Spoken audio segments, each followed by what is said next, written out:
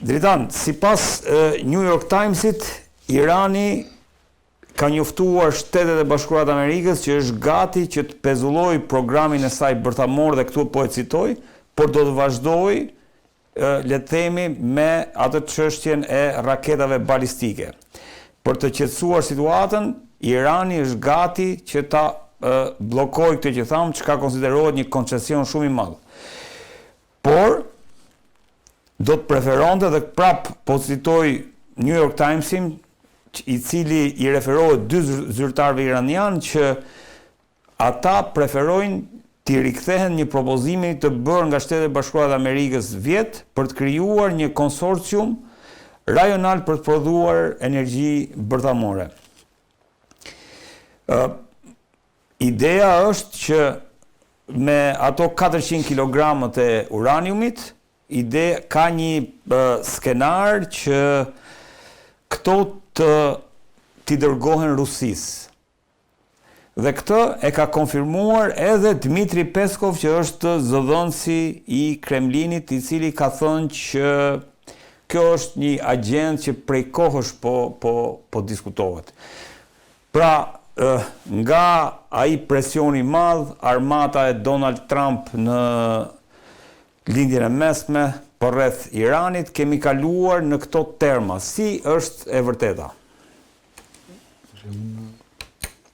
Besem që shkrimet e New York Timesit, Washington Postit dhe çdo lloj gazete tjetër në Shtetet e Bashkuara të Amerikës të shkruar janë nën kontrollin e CIA-s dhe të atyre strukturave të cilat i shërbejnë këtij deep state-it dhe kësaj qëllimi të shkatërrimit të Iranit dhe çdo lloj gjëje tjetër që ka një vlerë qoftë fetare, qoftë njerëzore, qoftë shoqërore. E gjithë kjo që New York Times ju deklaruat është një prrall që nuk ekziston për arsye që nga fillimi. Pra ata thonë që zyrtarët iranianë kanë thënë, atëre është përcaktuar që bisedimet ndërmjet zyrtarëve iranianë dhe zyrtarëve amerikanë do të zhvillohen në Stamboll me datë 6. Sot është data 3. Po. Pra nuk kemi aktualisht asnjë bisedë, asnjë takim, asnjë gjë. Iranianët deri më sot nuk kanë pasur asnjë takim dhe asnjë bisedë me asgjë. Kanë pasur biseda me rusët, kanë pasur biseda me sauditët, me Egjiptin, po me askën tjetër. Pra nuk ka pasur një bisedë të tillë. Kjo është e para. E dyta, çështja e programit bërthamor. Atëherë duhet kemi një gjë se po vim New York Times po përdor këtë për nevoja të brendshme politike të Trumpit, duke qenë se Trumpi është ndodhet në probleme të mëdha politike në Shtetet e Bashkuara të Amerikës, i duhet që të binde edhe atje për krahësit e tij, popullin çfarë doj ai atje, që punët po shkojnë në rregull, pra presioni që unë ne bëm, që çuam gjithë to, mjete ushtarake edhe këto forca ushtarake atje, pavarësisht se janë të pavlefshme në një luftë me Iranin, pra nuk kanë asnjë vlerë dhe nuk mund të arrijnë asgjë, ti tregoj që presioni jon ushtarak pra të justifikojë tërheqjen e këtyre trupave, sepse këto janë argjime të mëdha dhe në rast se ti tërheq këto trupa pa i përdorur nesër, tu të japësh edhe disa llogarira që pse i çove. Dhe në moment që ti thua që ne e bëm presionin, pra vajtja e trupave bëri presioni dhe ulëm në bisedime, qoftë edhe ulën bisedime, pavarësisht se mund mos merren vesh në fund bisedimeve, ti mund ta justifikosh atë çuarën tërheqjen e trupave nesër. Por kemi një aspekt, pra kur flasim për çështjet e programit bërthamor e para, Irani ka një program bërthamor për nevoja civile, pra nuk ka program bërthamor për nevoja ushtarake. Për nevoja ushtarake do thotë që nuk ka program bërthamor për bërjen e armëve bërthamore. Nuk ekziston një gjë e tillë. E ka vetëm për nevoja civile dhe ajo që është për nevoja civile, mbi programin bërthamor të nevojave civile ekziston gjithë industria e sotme iraniane. Baza kryesore e kësaj industrie është energjia. Pra Irani e përdor programin bërthamor për nevoja energjetike në bazë. Pra aktualisht është i vetmi vend i lindjes mesme i cili ka arritur të sigurojë autonomi energjetike. Pothuajse në masën 85%. Me bërjen edhe me përfundimin edhe të një reaktori të ri bërthamor që janë duke ndërtuar rusët, po ashtu, atëherë ai mbulon 100% të gjithë nevojat e veta për energji elektrike në vend. Pra, dhe kur ti mbulon nevojat e tua energjetike në vend, atëherë ti ke krijuar autonomi energjetike. Kur ke krijuar autonomi energjetike, atëherë edhe industrinë e zhvillon më kollaj dhe më mirë. Dhe gjithë industria në Iran aktualisht ka filluar të sillet rreth kësaj autonomie energjetike. Pra, aktualisht të gjithë trenat në Iran që funksiononin dikur më përpara me naftë, me kështu nuk funksionojnë më me naftë. Pra, të gjitha lëvizjet e trenave janë elektrik. Për shkak të kësaj autonomie energjetike. Pra, ka zhvilluar dhe ky zhvillim, në rast se do të ndërpriste këtë energji atomike, cilën këta thonë, atëherë automatikisht Irani bindet kthehej në epokën e gurit. Pra, nuk ka asnjë lloj logjike, plus që e përdor atë edhe për nevoja spitalore, pra për nevoja mjekësore, sepse ata iranianët kanë arritur të përparojnë shumë në aspektin e përdorimit të energjisë dhe të nanoatomeve në aspektin mjekësor. Totalisht, pra janë shumë më përpara se gjithë pjesa tjetër e botës në këtë aspekt. Edhe më përpara se kinezët dhe më përpara se amerikanët. Për çfarë ishte kjo? Për çështje mjekësore. Për çështje mjekësore. Për çështje mjekësore.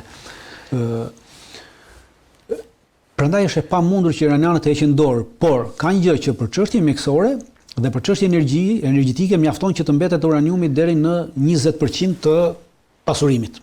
Pra nuk është nevoja që ta çosh. Aktualisht iranianët kanë 60%. Dhe ajo çfarë mund të diskutohet është që iranianët të kthehen te 20%, pra të mos e pasurojnë më shumë se 20%. Sepse 60% është afër mundësisë. 60% është afër mundësisë, po edhe ajo do akoma, pra nuk është se duhet shkojë te mbi 80% që ti ta, por është afër, pra nga 60-sha te 80-sha është 20%. Dhe mund të diskutohet kthimi te 20%, pra, po jo mbyllja e programit bërthamor. Sepse programi bërthamor që është aktualisht nuk është thjesht për nevoja civile.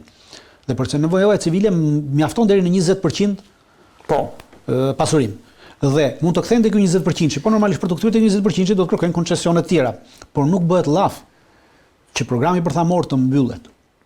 Po ka edhe një propozim britan në këtë aspekt. Ka një propozim për një konsorcium amerikan rajonal. Ky propozimi e kanë bërë amerikanët dhe ky konsorcium amerikan është që të marrin nën kontroll gjithë autonominë energjetike të Iranit. Pra i bie që Irani t'i dorëzojë çelësat Amerikës. Pra Amerika nuk po hyn dot me forcë dhe po mundohet të hyjë nga një derë pasme. Nuk është asgjë gjë. Pra kjo është gjithë një prrall. Sot aktualisht Amerika po mundohet të bëjë me anë të bisedimeve të arrijë atë që nuk e arrin dot me anë të luftës. Me anë të luftës nuk e mund dot Iranin, nuk e shkataron dot Iranin, nuk arrin ta marrin nën kontroll Iranin. Por çfarë po bën? Po bën atë që i bëri Libis. Pra edhe Libin. Në të njëjtën gjë filloi edhe Muammar Gaddafi. Muammar Gaddafi në Libi filloi edhe bëri marrëveshje me rusët për të ndërtuar reaktore bërthamore për çështjet e energjisë. Dhe filloi ndërtimin e tyre. Amerikanët e bindën me gjithnjë me ndërhyrje në izraelitët, të kemi gjithë parasysh që pas këtyre gjithnjë qëndrojnë në izraelitët. Dhe kudo që qëndrojnë izraelitët nuk ka asgjë që është e pastër. Dhe amerikanët e bindën Kadafin në vitin 1990 që të hiqte dorë nga programi bërthamor. Për nevoja energjetike, për të krijuar autonomi e gjithçka tjetër. Dhe Kadafi hoqi dorë nga programi bërthamor. E bindën që të hiqte dorë edhe nga programi raketor, sepse Kadafi nisi një program raketor atëherë, ndërtimin e raketave. Raketa balistike, ëh?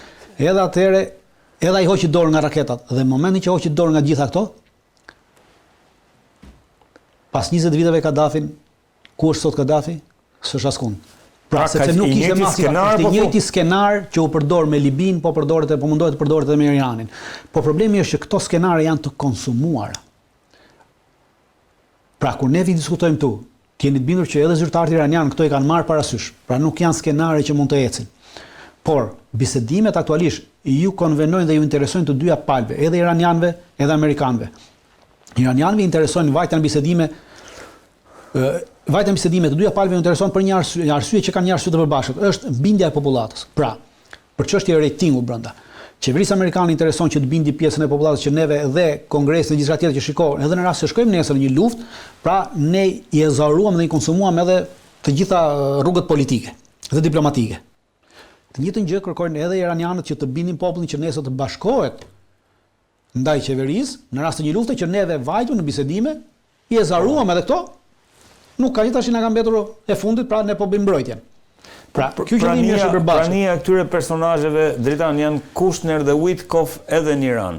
Në Ukrainë kemi të njëjtat personazhe, në Gaza të njëjtat personazhe, të dërguar special le themi presidentit Trump. Kjo e bën atë, prandaj po them që kjo e bën çdo lloj marrëveshje që mund të arrihet, e bën të pavlefshme. Pra, bën një marrëveshje e cilën arrin presidenti, por çdo lloj dhe presidenti i Amerikës ka vendosur të dërgojë 2 persona të cilët nuk përfaqësojnë zyrtarisht Shtetet Bashkuara të Amerikës. Pra nuk janë përfaqësues zyrtar të Shtetit Bashkuar të Amerikës këta persona. Nuk mbajnë asnjë post zyrtar në Shtetet Bashkuara të Amerikës këta persona. Dhe duke mos pasur një tillë, janë thjesht të dërguar të presidentit. Dhe të dërguar të presidentit. Këta mund të flasin në emër të presidentit. Dhe çdo lloj marrëveshje është një marrëveshje midis presidentit dhe shteti tjetër. Nuk është një marrëveshje midis shtetit amerikan dhe shtetit tjetër. Çdo marrëveshje midis shtetit amerikan dhe shtetit duhet kalonte nga Kongresi. Pra çdo lloj marrëveshje që arrihet në këtë mes bëhet vetëm për qëllim për të fituar kohë. Nuk ka qëllim implementimi, nuk ka qëllim për të vënë paqen diku. Bëhet për t'i dhënë kohë Shtetit Bashkuar të Amerikës që të fitojë kohë që nesër të arrijë atë që do të arrijë.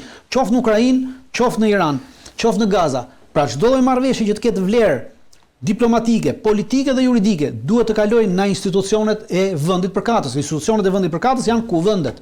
Pra në momentin që çdo lloj marrëveshje miratohet nga vendet, atëherë kjo marrëveshje i detyron palët që të mbeten të obliguara ta zbatojnë. Në momentin që këto marrëveshje firmosen nga një individ i cili është me afat skadence, sepse presidentët e vendeve janë me afat skadence.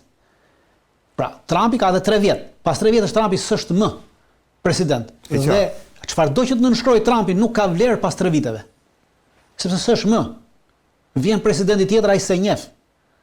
Kurse po ta miratoj Kongresi, nuk ka president që të thotë që unë se njoh. Sepse e ka miratuar zyrtarisht një vend e ka pranuar. Për këtë arsye përdoren këta dy individ në të gjitha marrëveshjet që t'i japin kohë Shtetit Bashkuar të Amerikës të fitojë kohë. Pra nuk bëhen me qëllimin për të arritur një marrëveshje genuine ose një marrëveshje të sinqertë për vendosjen e një paqe.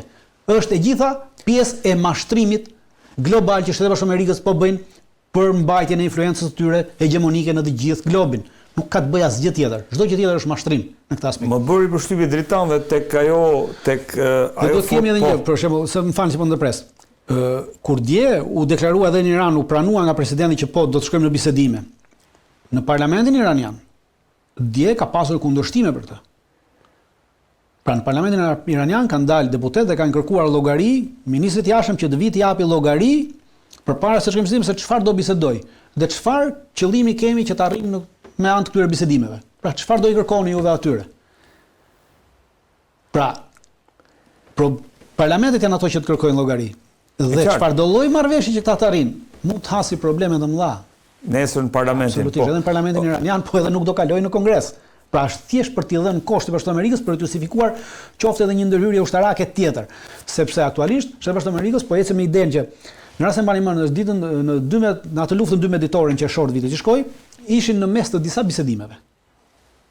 Dhe iranianët ishin në gjumë. Prandaj po. Dhe tash edhe qëllimi ajo më përpara regjia, është ajo që ishte mund të shkojmë në aspektin që duke i futur në bisedime, ti mund të ulësh gatishmërinë e tyre. Nuk do të them që gatishmërinë do e gjejnë zero siç e gjetën në qershorin e vitit që shkoi. Por deri diku mund të ulesh sepse loja e bisedimeve është që ti mund t'i japësh atyre edhe një koncesion. Pra, cili është koncesioni që Shteti Bashkuar të Amerikës do lozi në këtë moment? Dhe jam i bindur që do lozi në këtë dhe këtu do jemi dhe do e vërtetojmë.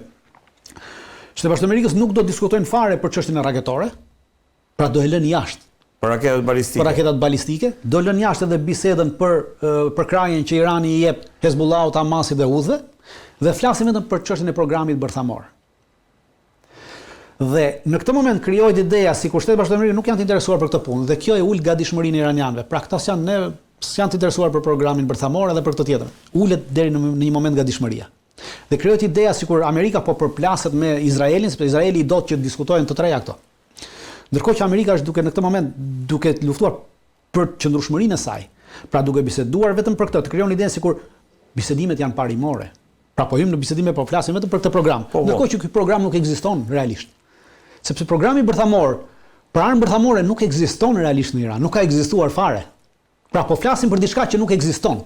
Dhe kur ti krijon bisedime për diçka që nuk ekziston dhe çon njerëz që nuk përfaqësojnë askënd përveç se vetes tënde, atëre kjo është thjesht një mashtrim i paprash, një teatër që të duhet për ta lozur dhe teatri luhet për dy gjëra. Për nevoja politike të brendshme, për nevoja politike të jashtme dhe për të fituar kohë.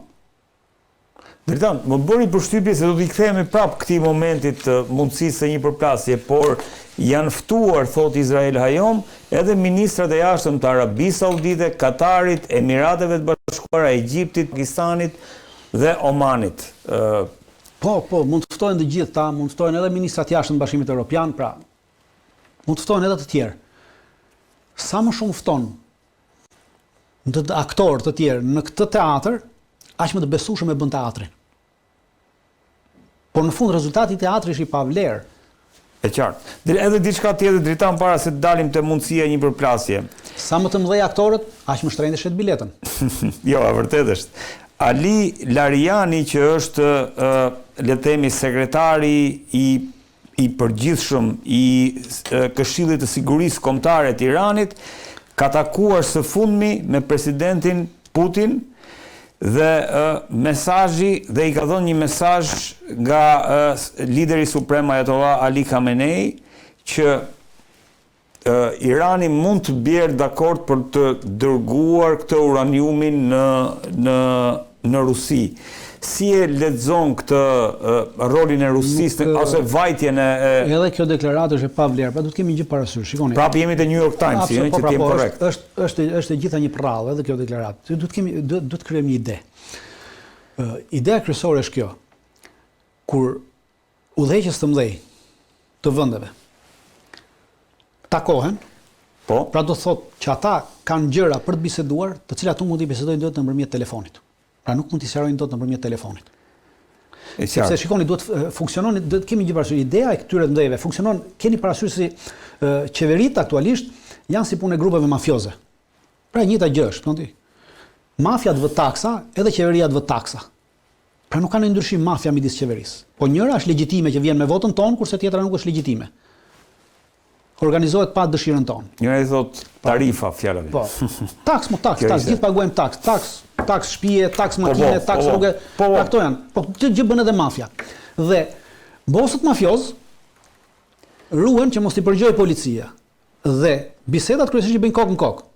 Pra ato biseda që kanë vlerë për ta, për punën e tyre. Ato që s'kan vlerë përdorin telefonin.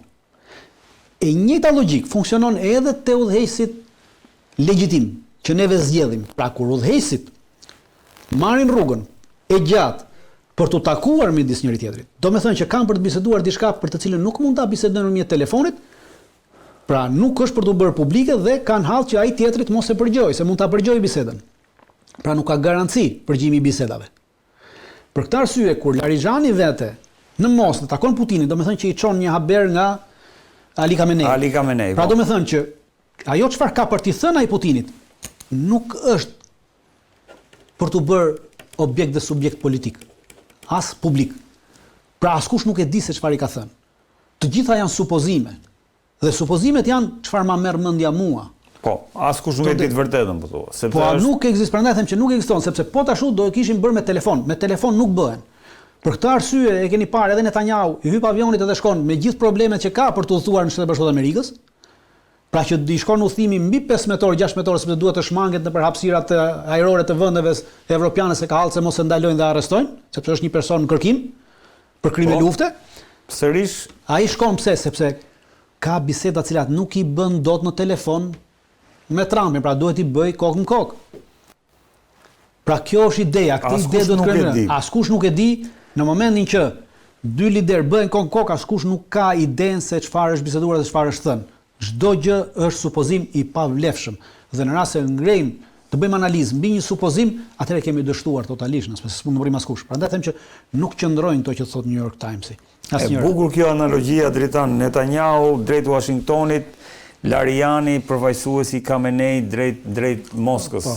Sa e vërtet le të themi është që Çelsat e Iran, ashtu si Çelsat e Sirisë i kishte në dorë Erdogani, të paktën për t'u referuar një deklaratë të Donald Trumpit, që Çelsat e Iranit i ketë në dorë Putini në rastin konkret. Jo, nuk ekziston, edhe ajo në kohën, edhe deklarata e Trumpit që Çelsat e Sirisë i ka pasur Trumpi, i ka pasur Erdogani, jo nuk është e vërtet.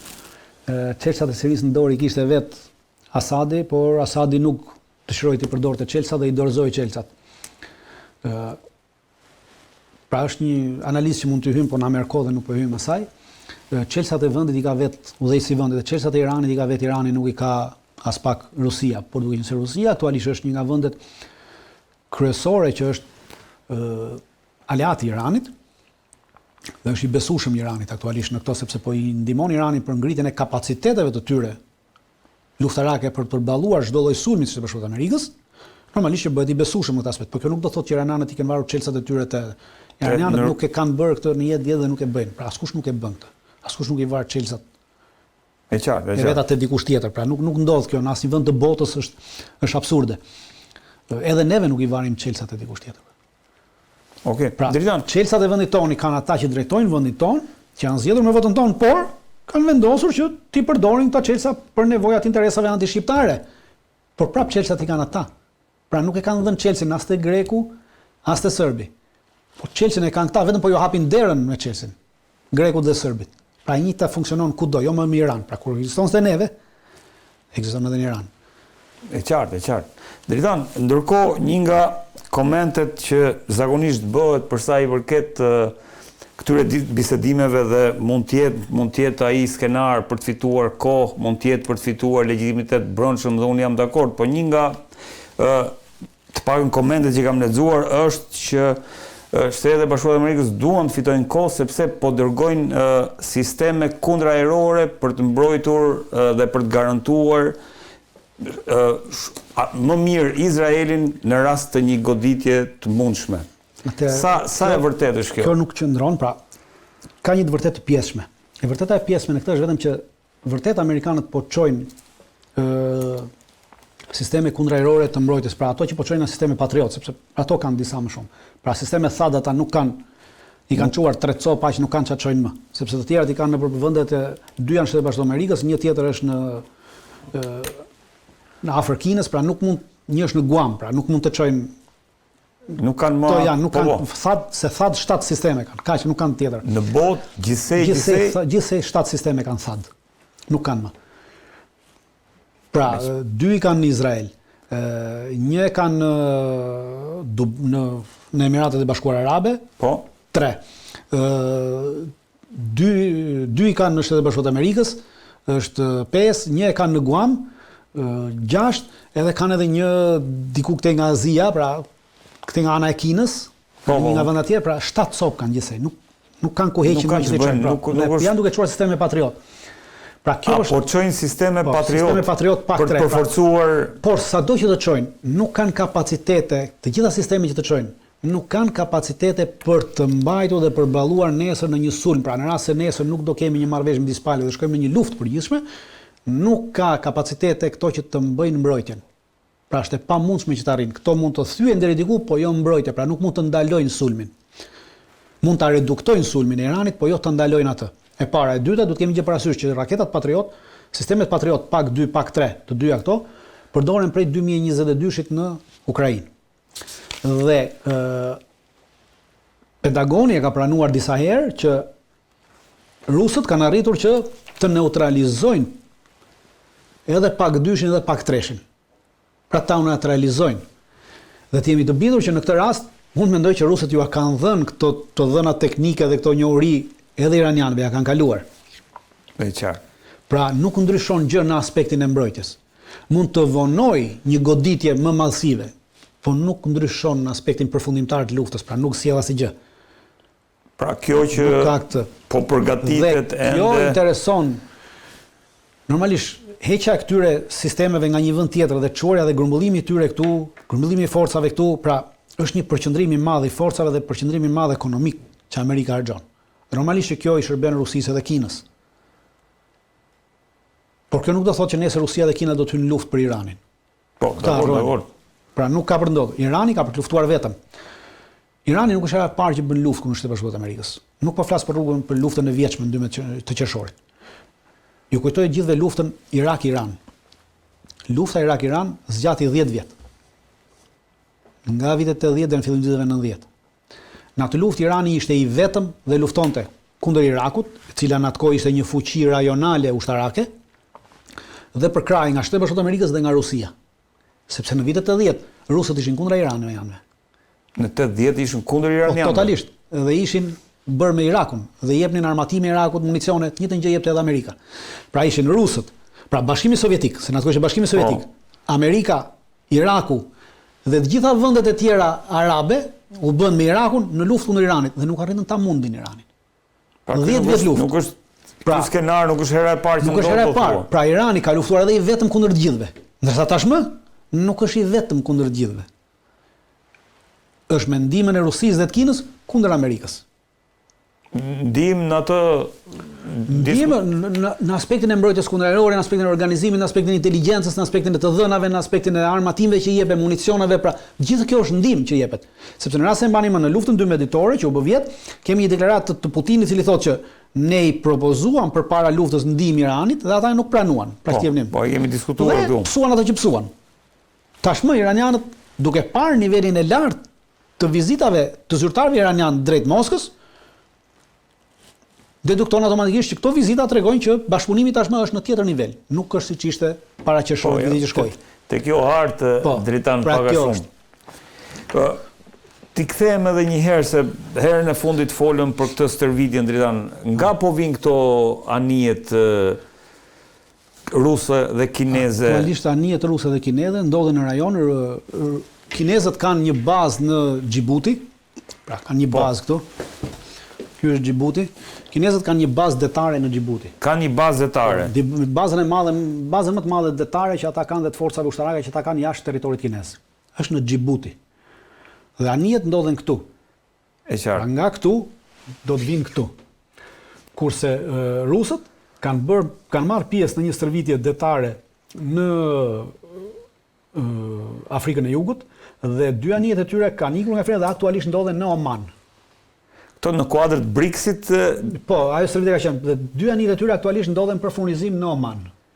Pra ujë, karburant, diçka tjetër. Dhe ndodhen këtu, pra janë këtu. Janë aktualisht në rajon. Janë këtu. Nuk është se po vinë dhe mund të vinë për... Janë këtu, pra dy anije janë këtu dhe kinezët kanë diku rreth 4 deri 5 anije, të cilat dy vër tyre mund t'i përdorin dhe t'i bien këtu. Pra anijet ndodhen në këtë rajon të Gjirit Persi, pra nuk është se do të vinë nga. Pra nuk është se po vinë dhe janë rrugës, janë aktualisht aty. Po janë këtu. E qartë. Ndërsa këto janë bëri përshtypje se këtë aeropranmbajtja Lincoln ishin dhe 2 nëndecet e ky grupi. Po, zakonisht këto grupet funksionojnë me një nëndece, por mund t'i shtohet edhe një nëndece tjetër, pra nuk është në diçka, por nuk ka në vlerë të shtuar në këtë aspekt. Nuk ka vlerë të shtuar, se nuk ka vlerë të shtuar, sepse mund të shtohet një 100 Tomahawk, por nuk ka vlerë sepse do të kemi gjë parasysh. Goditja e këtyre arme, pra shikoni, ato ndodhen këtu. Ndodhen aktualisht, vendodhja e tyre është 770 km larg bregut iranian. Po. Në momentin që duhet godasin, në momentin që armët e tyre të kenë, pra Tomahawkët kanë efektivitet, do të kemi gjë parasysh. Kemi dy lloj Tomahawkësh, Tomahawkët që përdoren nga deti dhe Tomahawkët që përdoren nga toka.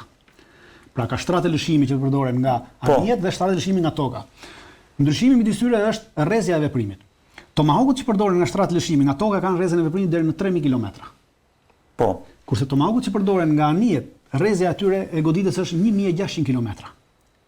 3600, po. Dhe aktualisht Irani është ky. Pra, këtu janë 770 km larg. Që këto të jenë të efektshme, që të kenë efektivitet që të godasin çdo lloj baze iraniane. Atëherë duhet që të afrohen diku të rreth 200 km larg bregut.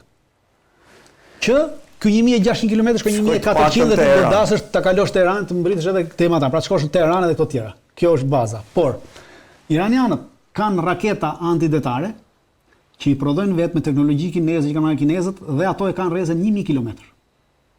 Plus kanë dron Shahid 149 Gaza, që mbi quhen Gaza, dhe ata kanë rrezën 1000 km. Pra, në 200 km, këto janë objektiva vdekjeprurës.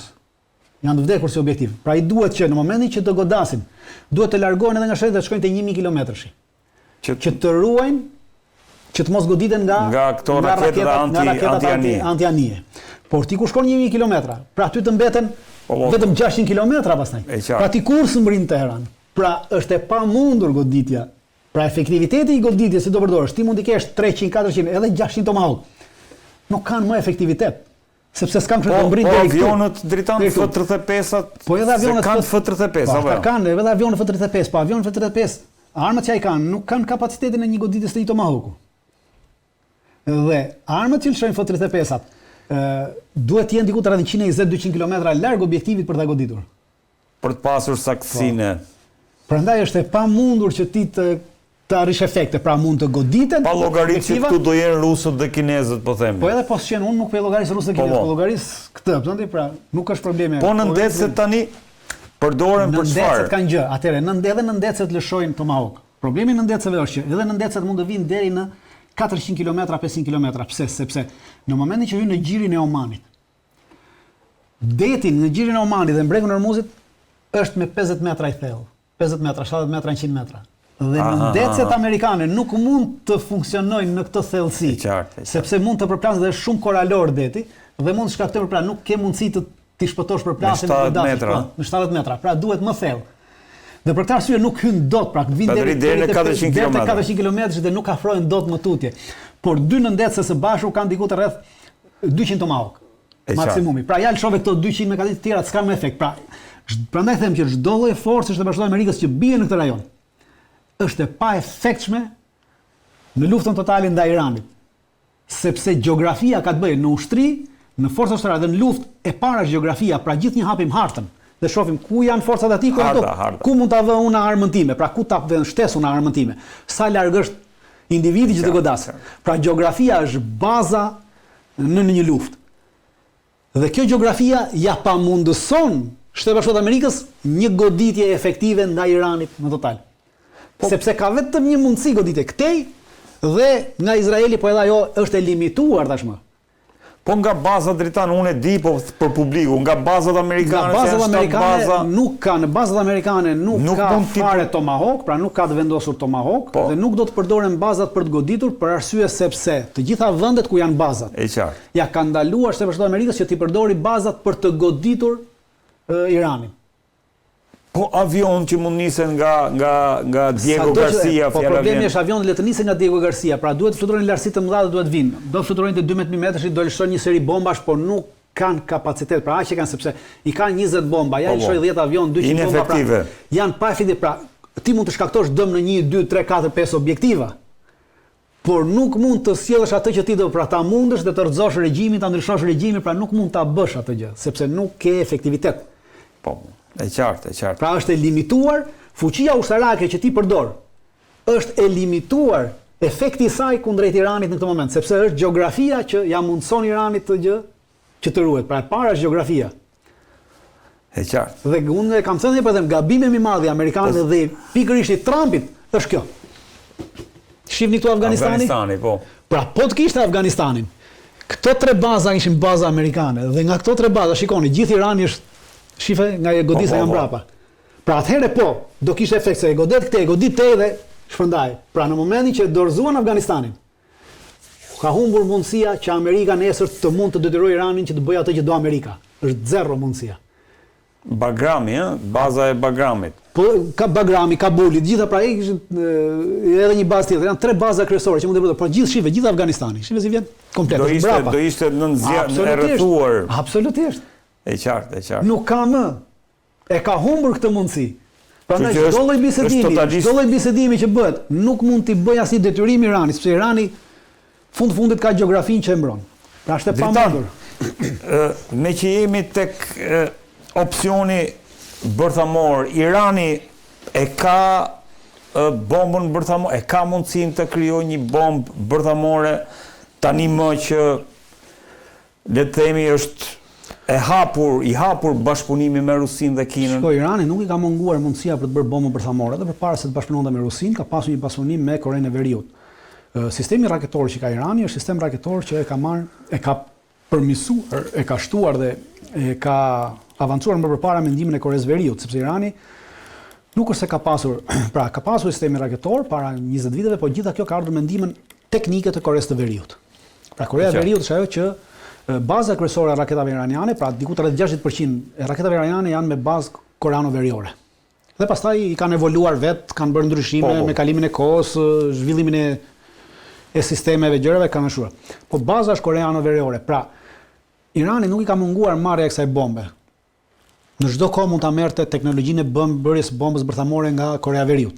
Dhe Korea e Veriut është një vend i cili edhe po ta jepte nuk kishte kush çaj bënte, nuk kishte kush çaj thoshte. Po se s'është pjesë s'është askundë, nuk e çan kokën për askën. Pra, nuk i ka munguar mundësia ta bëj.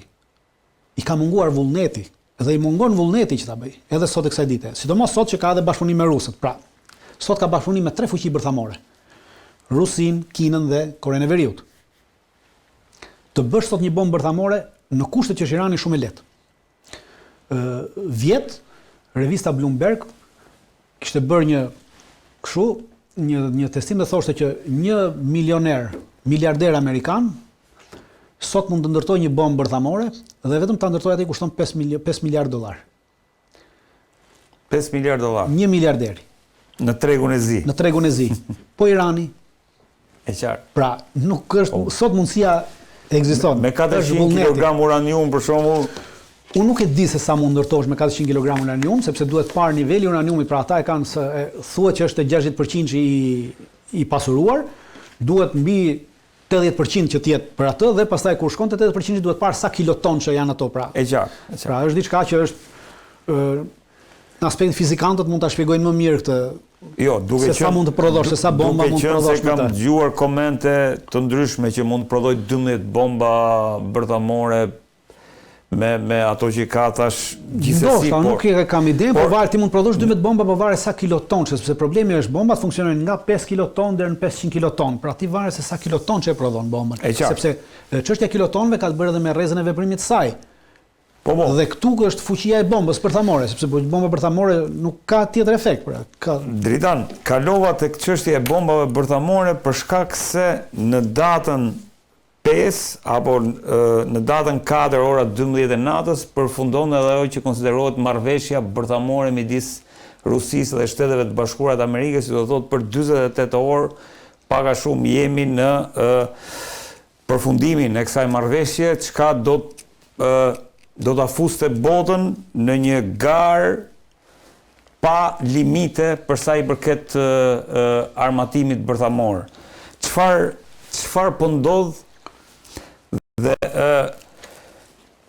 si quhet start, quhet ajo marrëveshja. Marrëveshja quhet start, pra nuk është marrëveshja strategjike për armat bërthamore. Pra marrëveshja për armat strategjike. Është marrëveshja për reduktimin e armës strategjike. Strategic Arms Reduction Treaty. Pra, marrëveshja për reduktimin e armëve strategjike, për arsye se armët bërthamore me rrezë të gjatë veprimi quhen armë strategjike. Pra hyn te armët strategjike. Dhe për këtë arsye është quajtur kaq start.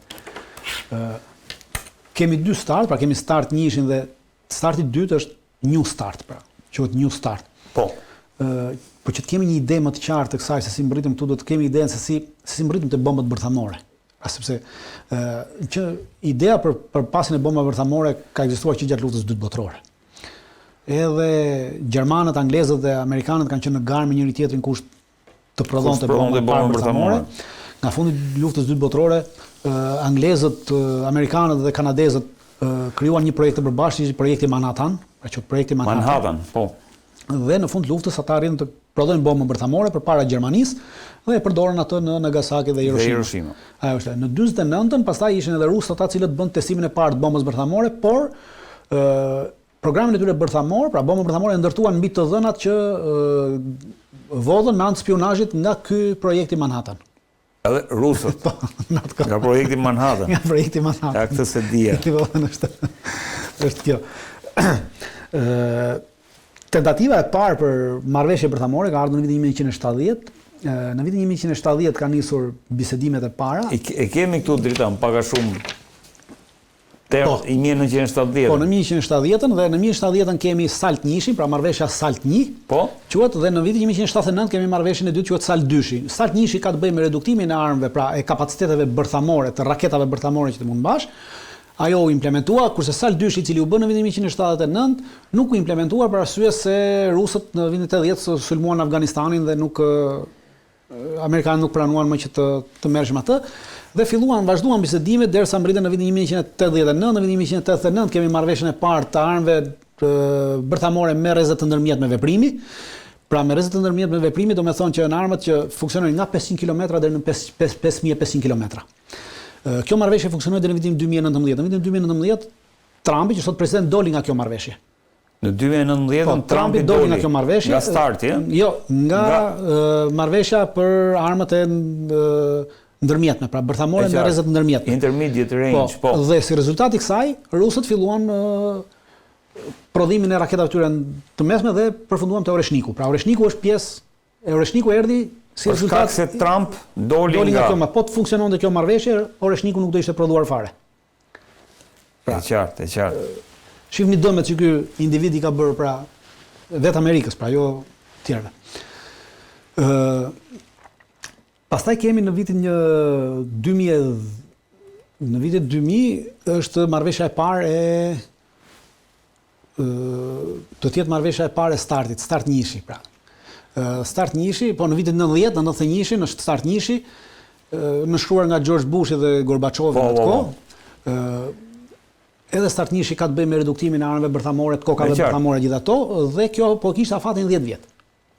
Në 2010 kjo përfundoi. Në 2010 u firmos një marrëveshje e re, u quajt New Start. Obama dhe Medvedevi, po. Po, dhe kjo e kishte mbuar. Duhet ta kem atë foton regjia Bases. Në 2010 ku është Obama atje. Po. Me Medvedevin, po. Dhe kjo mbaronte në 2020-ën dhe realisht mbaroi në 2020-ën New Starti. Por New Starti parashitet që mund të shtohet edhe 5 vite. Por palët duhet bëjnë dakord. Atëherë rusët i propozuan, ishte po Trumpin pushtet. Në 2020-ën propozuan që ta shtojmë edhe 5 vjet. Trumpi e kundërshtoi, nuk pranoi që ta shtonte edhe 5 vjet. Start. Dhe nga 2020 deri në 2021 nuk kishim marrëveshje. Pra nuk ekzistonte një marrëveshje. Një vit pa marrëveshje. Një vit pa marrëveshje. Trumpi humbi zgjedhjet, erdhi Bideni. Kur erdhi Bideni, rusët ja propozuan sërish Bidenit një të gjë që propozuan dhe Bideni e pranoi dhe u firmos marrëveshja e cila përfundon tashti, pra u firmos në 2021, u shty 5 vjet dhe përfundon nesër në ora 12 natës. Kjo marrëveshja që nënshkruan ata. Nesër, po. Po nesër përfundon në natës. Te New Starti tashmë u përcaktuan gjërat kryesore, pra New Starti kishte limitimin e kokave bërthamore. Pra përcaktonte limitimin e kokave bërthamore, New Starti. Po. Përcaktonte sasinë e shtratave të lëshimit dhe sasinë e raketave balistike që mund të mbahen. Këto ishin 3 gjërat kryesore. U përcaktuan që sasia e kokave bërthamore do të ishte 1550 cop koka aktive për secilin vend. 1550 cop. 1550 Amerika, 1550 Rusia. Koka aktive, që i mban si koka mbete. U përcaktuan 700 raketa balistike, pra secili vend duhet mbajë vetëm 700 raketa balistike aktive, në gjendje aktive. Dhe u përcaktuan që secili vend duhet të ketë 800 shtratë lëshimi. Dhe to 800 shtratë lëshimi dhe këto 700 raketa balistike janë të përcaktuara në të 3 komponentët: toka, ajër, det. Triada. Pra, në këtë triadën që duhet të funksionojnë. Dhe plus ekziston një komision i përbashkët, cili quhet komision konsultativ, dhe ai ishte gjatë gjithë kohës i mbledhur dhe merrej me çështje, me çdo lloj çështje dhe me çdo lloj problemi që kishte të bënte me këto. Dhe kishte edhe ky komision kishte drejt të bënte edhe inspektime ad hoc, pra në çdo kohë, në çdo vend që kishte ajo që kam kapacitete nukleare ose bërthamore. Pra ndërthurja, pra ndërveprimi midis palëve ishte gjatë gjithë kohës aktiv. Dhe vazhdon të jetë aktiv. Me përfundimin e kësaj, palët nuk kanë më ndërveprim me njëra tjetrën.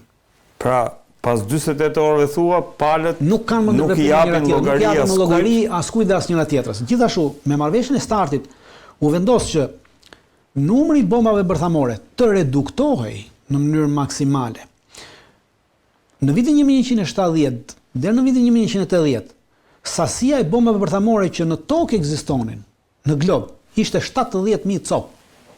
Sa? 70.000 koka bërthamore kishte globi. Në 70-80? Në fund të 80-s, po. Me vendosjen e starteve, u arrit që sasia e kokave bërthamore në glob sot të jetë 13.000. Dhe ky reduktim u arrit në vitin 2018 përfundimisht, ky numër. Pra aktualisht është 13.000. Aktualisht është 13.000. 13.000. Me përfundimin e kësaj, vinte ajo që thotë juve që palët nuk kanë më obligime për të rritur sasinë e tyre. Të këtyre kokave bërthamore, të këtyre raketave bërthamore dhe të këtyre shtratave. Pra fillon, kthehemi sërish në vitin në periudhën e viteve 1970. Pra rrëshqasim në atë periudhë, në rast se nuk bëhet një marrëveshje e re. Të bëhet një marrëveshje e re do shumë kohë. Aktualisht problemi me marrëveshjen e re është se amerikanët kanë kërkuar që në këtë marrëveshje të hyjnë edhe kinezët. kinezët nuk kanë pranuar të hynë sepse thonë ne nuk kemi shumë pak dhe nuk kemi kapacitetin që keni juve. Pra s'kem se hymë në këtë marrëveshje. Rusët kanë thënë që po hynë kinezët, hynë edhe francezët dhe anglezët. Francezët dhe anglezët kanë thënë që ne nuk duam të hymë. Si të lexojmë refuzimin e këtyre dritanëse? Po secila palë kërkon që të shtojë ato. Kemi një gjë parasysh që pra Kina aktualisht kërkon t'i shtojë ato që ka, se ka më pak se SBA-ja dhe Kina ka vetëm 600 copë, 600 koka bërtamore. Ndërkohë SBA-ja sa ka? SBA-ja ka 3000 diçka, kurse Rusia është vendi që ka më shumë, ka 4200-300 copë. Kështu që Kina nuk ka interes të bëhet pjesë e kësaj për shkak se ka ndërmend që të shtojë numrin e tyre të çojë deri në 1000. Barazohet. Ndoshta jo të barazohet, por pak të shkojë një 1000, pra nuk është se po Franca dhe Anglia? Ato kanë nga pak, kanë nga Franca do të ketë diku të rreth i bie që dhe këto pretendojnë dritan? 200 ca copë, po i ka vetëm nga deti dhe nga ajri, kurse Britania i ka diku të rreth midis 60 dhe 100 copëve, më duket, dhe i ka vetëm nga deti, pra nuk është. Në Europë vetëm Franca dhe Britania. Vetëm Franca dhe Britania ka. Aktualisht 9 shtete në botë kanë armë bërthamore. 9 shtete gjithsej. Në botë. Janë Shtetet Bashkuara të Amerikës, Rusia, Kina, Korea e Veriut, Pakistani, India, Franca, Anglia dhe Izraeli. Dhe Izraeli. Po. Izraeli është ai që ka aktualisht më pak se Korea e Veriut është ai që ka më pak se gjithë. Korea e Veriut mendohet që ka 40 koka bërthamore, kurse Izraeli ka rreth 90 koka bërthamore. Izraeli ka rreth 90 koka bërthamore. Këto janë. Në marrëveshjen e Kombeve të Bashkuara për mos proliferimin e armëve bërthamore janë 191 shtete. Por aty India, Pakistani, Korea e Veriut dhe Izraeli nuk janë nënshkrues të kësaj. Që do të thotë çfarë pasojë ka kjo? Këta mund të prodhojnë bomba bërthamore pa dhënë llogari askunde, pas janë pjesë askujt asgjëje. Pra nuk kanë asnjë lloj detyrimi, asnjë lloj vëzhgimi, asnjë lloj gjëje. Dhe këtë gjë tashmë me përfundimin e kësaj marrëveshje mund ta bëjnë edhe Shtetet Bashkuara të Amerikës dhe Rusia. Dhe kapacitetet e Rusisë dhe të Amerikës janë që aktualisht Shtetet Bashkuara të Amerikës mund të rrisin to kapacitetet e tyre brenda 6 muajve me 60%, kurse rusët mund të rrisin kapacitetet e tyre bërthamore brenda 6 muajve me 110%. Aktualisht. Aktualisht. Pra do thotë që aktualisht amerikanët mund të shkojnë në 480 bomba bërthamore ajrore. Pra. Ajrore që mund të përdoren nëpërmjet avionëve, që lëshojnë nga avionët, në 1000 bomba që lëshojnë nga nëndet, pra 1000 raketa që lëshojnë nga nëndecet, edhe diku të rreth 400 raketa që lëshojnë nga toka, pra silës nga to balistike, po. Kurse rusët e rrisin me 110% dhe rusët shkojnë diku të rreth 720 ajrore, 600 toksore, 1500 detare. Kjo është. Kurse numri i kokave pastaj varion, nga mund shkoj i rusëve mund të rritet nga 1550 që kanë çojnë 3250, edhe amerikanët çojnë diku rreth 2400 diçka. Pra, brenda 6 muajve mund të rrisin këto koka, pra kanë kapacitet që rrisin, ky është kapaciteti që ata mund të rrisin këto koka. Po, bërthamore. Dritan, jo, një pyetje. Po kemi një gjë që pavarësisht ne themi që mund t'i rrisim. Rritja nuk është me një shtypër të butonit. Pra, kërkon angazhime njerëzore dhe ekonomike të mëdha. Përveç prodhimit të tyre, pra rritjes tyre, bërjes tyre bombave të reja, tyre raketave të reja, shtrateve të reja të lëshimit, por kryesorja që kërkon më shumë argjime është mirëmbajtja e tyre. Pra i bie që në rast se të dy këto shtete do të hynin në një garë armatimi, sepse garë armatimi, kush prodhon më shumë armë bërthamore, atëherë i bie që to duhet heqin nga buxhetet të ndryshme, pra të reduktojnë buxhetet e tyre të tjera, pra buxhetet sociale, buxhetet civile, për t'i çuar në drejtim të kësaj. Në rast se këto dy vende do të hynin, atëherë të dy këto vende për një periudhë 10 vjeçare do të përfundonin si Bashkimi Sovjetik në vitin 1990, që falimentojë për shkak të garës armatimit. Nëse hynin prandaj kanë shpresë që nuk i hyn kësaj gjëje, sepse nuk kanë kapacitete aktualisht për të hyrë kësaj gare të dyja palët. As ekonomike, as njerëzore. Një pyetje kisha, pastaj kthehemi prap, se ma kujtoi edhe ky titulli i këtij shkrimi. Po kjo mbarimi le të themi i marrëveshjes START, sa mundësi i jep vendeve fjala vjen si Turqia, si Irani, apo edhe vende tjera që mund të aspirojnë të kenë një bombë bërthamore? Marrëveshja start, marrëveshja start nuk ka të bëjë me bërjen e bombave bërthamore. Marrëveshja start ka të bëjë me ato vende që posedojnë bombë bërthamore. Pra marrëveshja start ka të bëjë me reduktimin, pra që nga titulli më thot reduktim i armëve bërthamore, i armëve strategjike, pra armëve bërthamore. Pra reduktim do të thotë që ti e posedon atë. Pra nuk do mbash aq, por do ulesh më kaq. Pra start nuk merret me çështjet prodhimit, nuk ka të bëjë me prodhimin. Me prodhimin është marrëveshja e Kombeve të Bashkuara që përcakton është marrëveshja për mos proliferimin e armëve bërthamore. Dhe Irani, Turqia, gjithë ato janë pjesë e kësaj marrëveshje të mos prodhimit të armëve bërthamore. Pra janë pjesë e kësaj marrëveshje. Nuk kanë dalë, nuk kanë të deklaruar as Irani me gjithë to që po bëhet, nuk ka thënë asnjë që ne do dalim nga kjo marrëveshje. Dhe kjo nëse bën këtë deklaratë, nëse bën të deklaratë, atë do thotë që ka qëllim të prodhoj bombë bërthamore. Bombë bërthamore. Për shembull, siç thash, Izraeli nuk ka qenë asnjëherë pjesë e kësaj marrëveshje të Kombeve të Bashkuara dhe nuk është. Prandaj ka prodhuar bombë bërthamore. Ashtu, edhe India dhe Pakistani nuk janë. Irani, Turqia që përmendëm dhe gjithë tjerët janë pjesë e kësaj dhe nuk mund të prodhojnë bombë bërthamore pa dalë nga kjo. Thash Turqia se kishte një shkrim te Izrael Hajomi që e konsideronte është e pamundur sepse nuk është e pamundur. Pra nuk ka lidhje, fjala vjen që kemi shtetet e reja që për shkak të përfundimit të kësaj marrëveshje kemi shtetet e reja që çdo lloj shteti i ri që do dilte nga kjo, atëherë do të cënonte këtë kartë OKB-s që kanë nënshkruar. Dhe në momentin atëherë do kemi angazhim të OKB-s dhe do të kishim gjithë botën kundra këtij shteti. Për këtë arsye dhe Irani nuk i hyn të thotë deklarojë që neve do prodhojmë bombë bërthamore, sepse po thotë do prodhojmë bombë bërthamore, i bie që të dalin nga kjo kartë. Në momentin që del nga kjo kartë, atë Shtetet Bashkuara të Amerikës angazhojnë OKB-n për të sulmuar Iranin dhe legjitimojnë sulmin ndaj Iranit dhe nuk ka çfarë bën me askush tjetër. Nuk ka çfarë bën Irani në këtë moment, as Kina as Rusia. Këtij shkrimi kjo është gjithë loja. Ju referova. Po, nuk shkojmë në ata, nuk ka. Gjithsesi, ajo që do doja dija është dritan me kaq shumë koka bërthamore që po kemi aktualisht, nëse bota larg qoftë shkon tek ai butoni i kuq, a zhduket njerëzimi se kjo është Shiko, pavarësisht se neve e themi shpesh edhe kemi ndaluar që në momentin që përdoren bombë bërthamore, pra nuk jemi më në fazën në këtë cilësi që do jemi. Përdorimi i bombave bërthamore, i kësaj sasie që ndodhet, nuk e zhduk njerëzimin. Pra duhet kemi gjithë parasysh që bomba bërthamore nuk ka energji kinetike. Bomba bërthamore është energji bërthamore. Energji bërthamore pra është nxehtësi që përdoret dhe lëshohet nëpërmjet valve të nxehtësisë dhe është i përket spektrit elektromagnetik. Pra kur bie një bombë bërthamore nuk bën grop. Nuk bën grop Bomba bërthamore. Pra kur bie impakti para mund të bëj grop aq sa ka normalisht bomba, po jo në aspektin që bëjnë bombat e tjera, gropat bëjnë kratere. Nuk bën kratere. Pra lëshon energji bërthamore. Kjo energjia bërthamore matet me kilojoule. Pra energjia matet me kilojoule. Gjithë energjia fizika këtu, po gjithsesi. Dhe bombat bërthamore funksionojnë janë, siç thash, nga 5 megaton deri në 500 megaton. Nga 5 kiloton deri në 500 kiloton. Janë bombat sot që kanë vende, pra që ka Amerika, gjitha vendet e tjera. Bomba më e madhe që është prodhuar ndonjëherë është 50 megaton. Pra 50 megaton i bie diku rreth 50.000 kiloton. Quhet bomba Tsar. Dhe testimi e kanë prodhuar rusët vetëm për ta testuar. Pra është prodhuar një e tillë për tu testuar dhe është testuar në vitin 1961 në Kazakistan. Gjithnjë në thellësinë në tokë 7-8 kilometra në thellësi të tokës, diçka e tillë. Ajo është bomba më e madhe. Bombat e tjera, si thash, janë nga 5 kiloton deri në 500 kiloton. Kjo është bombat. Atëre, le të marrim një shifër, le ta bëjmë çështje matematike, pra edhe ata që na gjojnë le ta bëjmë. Aktualisht kemi 13.000 koka aktive.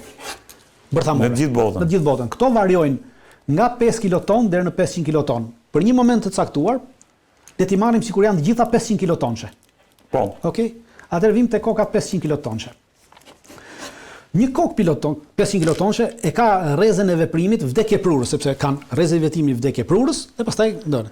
Rrezja vdekje prurës është 10 km2. Pra në momentin që bie 500 kilotonçi për 10 km2, asnjë gjallës nuk mbetet gjallë. Për 10 km2. Për 40 km2, çdo lloj godine rrafshohet. Por mund mbeten njerëz. Pastaj, çfarë është mbas kësaj 40 kilometrashi? Në aspektin, kemi në rrezën për 200 km2, të gjithë njerëzit që zë kjo val pësojnë ndjegje të shkallës së tretë. Në 40 km2. Në 200 km2. Në 200 km2 të shkallës tretë. Në 400 km2 djegje të shkallës së dytë. Okej. Kjo është baza kryesore. Dhe tash thamë që baza e saj është 10 kilometra katror. Pra, vdekje prurja, por flasim për zhdukjen e njerëzimit. Pra, atë që është vdekje prurse direkt që e bën shkrup direkt hi, e kthen në hi njeriu. Në çështje të sekondës e kthen në hi. Në rrezën 10 kilometra katror. Atëherë kemi 13.000 koka. Po të shumëzojmë për 10 kilometra katror, se thamë se cila është 500, na bie 130.000 kilometra katror. Dakor? Pra 130.000 kilometra katror. Sipërfaqja e tokës është 510 milion kilometra katror. E tokës bashkë me... E gjithë tokës. Po. Sipërfaqja e rruzullit toksor është 510 milion kilometra katror. Në rast se do t'i shpërthenim këto 13.000 koka, njëkohësisht, do bënim dëm në 130.000, jo, 0.26% të territorit të tokës do bënim dëm. Por, kjo nuk do thotë që do të funksiononte njerëzimi njësoj siç funksionon. Sigurisht jo, ideja. Përveç kësaj, duhet kemi në një rrezë për 1.000 kilometra katror. Pra, kur shpërthen kjo bomba, atëherë kemi këto valët elektromagnetike. Dhe në rrezë për 1.000 kilometra katror, këto valët elektromagnetike do të nxirrin nga përdorimi çdo lloj mjeti elektronik dhe elektrik. Pra, nuk do kishe më energji elektrike në këtë 1.000 kilometra katror, nuk do kishe më, nuk do funksiononte me asnjë gjë. Duhet të rrjeti shtruar nga e para gjithçka.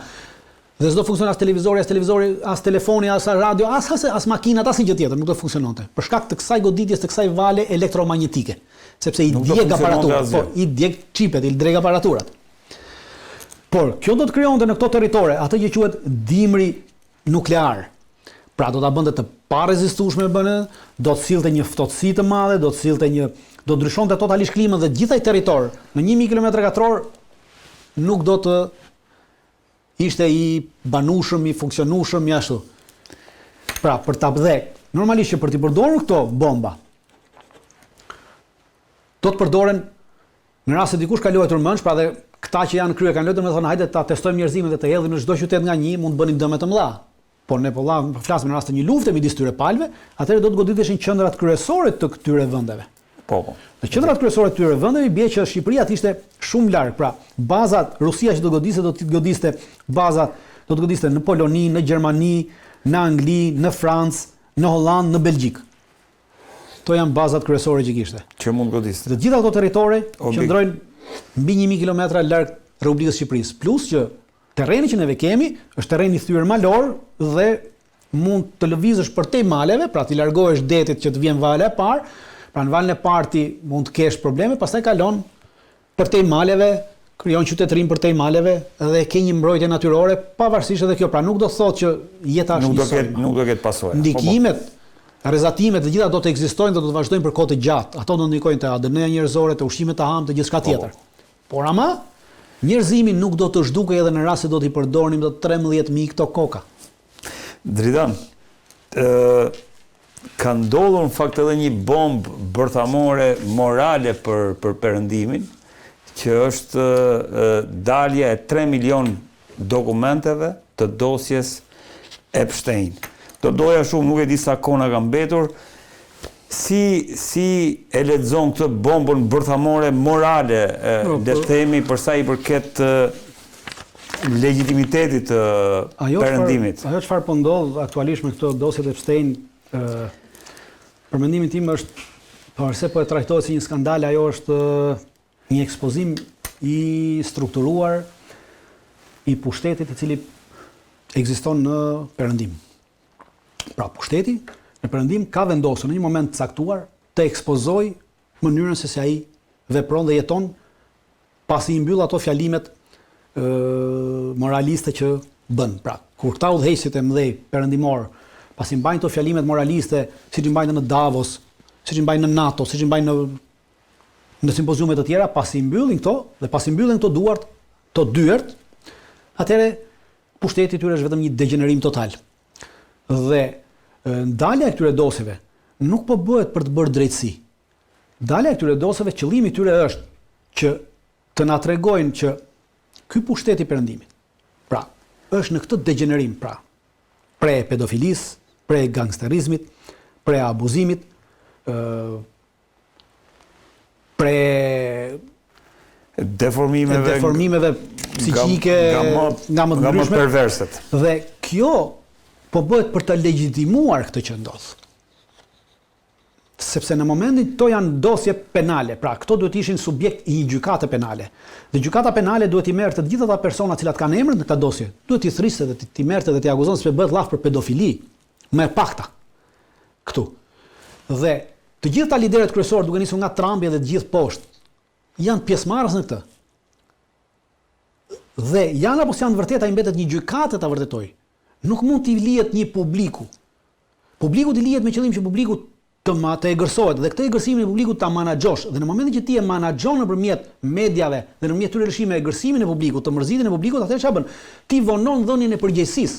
Dhe vonimi i vonosa e dhënies së përgjegjësisë do të thonë që të vërtetën ti e kthen nga parim e kthen në spektakël. Sepse në momentin që të vërtetën e merr në dorë publiku, i cili nuk ka asgjë në dorë për të dhënë një verdikt mbi këtë të vërtetë, ajo kthehet në spektakël. Pra unë e ti diskutojmë se kush është e vërteta. Ndërkohë që këtë të vërtetën jemi marrë vesh në këtë botë që e vendos një gjykatë. Pra në momentin që gjykata ja heq vetes edhe ja kalon publikut, atëherë kjo kthehet në spektakël. Dhe kur kthehet në spektakël bëhet për qëllime politike, për të vazhduar për të mbajtur pushtetin dhe për treguar që kjo gjë po legjitimohet sepse ti e legjitimon këtë gjë. Përfundimisht pra, e bën diçka normale kur e kthen në bisedat normale këtë gjë, të bisedojmë për këtë që ka ndodhur, për këtë pedofilin, për të gjëra kthen dhe kjo tregon që njerëzimi po rrshket në atë që quhet pathokraci. Çfarë? Pathokraci.